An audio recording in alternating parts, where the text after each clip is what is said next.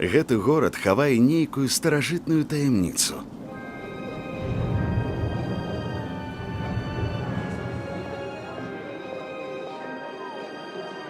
І вось я тут. Сімвалы, рукапісы, старонкі старых кніг. Я даўно шукаю разгадку. Спачатку мне падалася, што сустрэчы тут выпадковыя. Але нечакана я зразумеў, што рухаемся мы да адной мэты.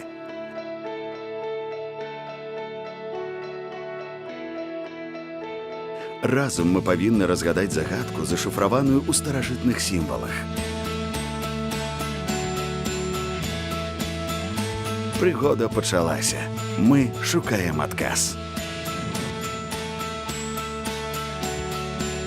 Нас захапіла мінулае гэтых мясцін.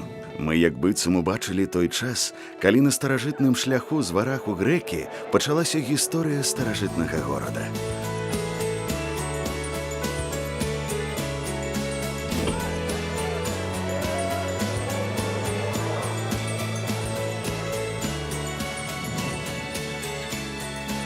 Мы бачым вялікую раку і разумеем, як караблі, якія адыходзілі ад гэтых берагоў, сталі сімвалам горада, які вядзе нас далей, да Сафіі. Храм, якому без малога ўжо 1000 гадоў, і сёння ўзвышаецца як велічны карабель над роўняддзю ракі. І зноў пошук. Яшчэ адзін сакральны сімвал. Сімвал духоўнасці і адраджэння.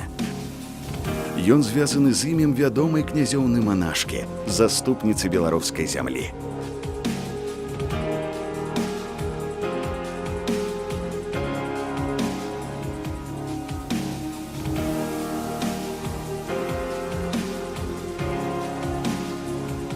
Памяць пра яе беражліва шануюць і сёння.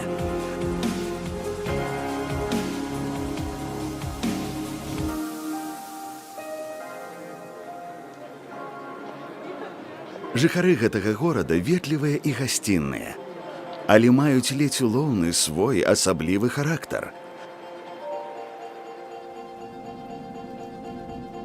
Бо гэта быў заўсёды вольны горад, які гандляваў з найбуйнейшымі гарадамі Еўропы.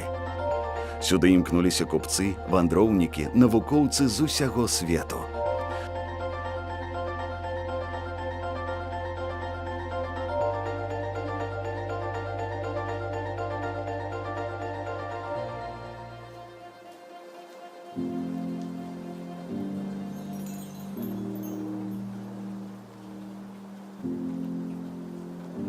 Гэта горад ведаў. З даўніх часоў напоўнены галасамі шкаляроў і студэнтаў.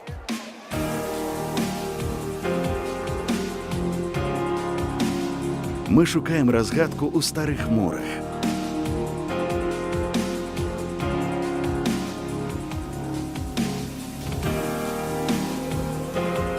Што азначае знак, за якім мы ішлі?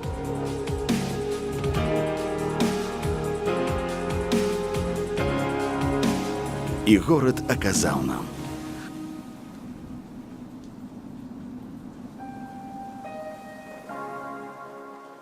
Бо ў гэтых сімвалах вечнае імкненне да жыцця.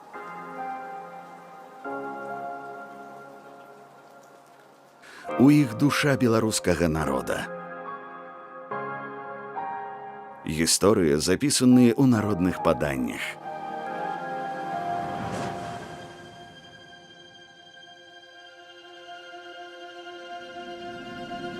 Полацк – горад святла, дзе сонца сустракаецца з месяцам.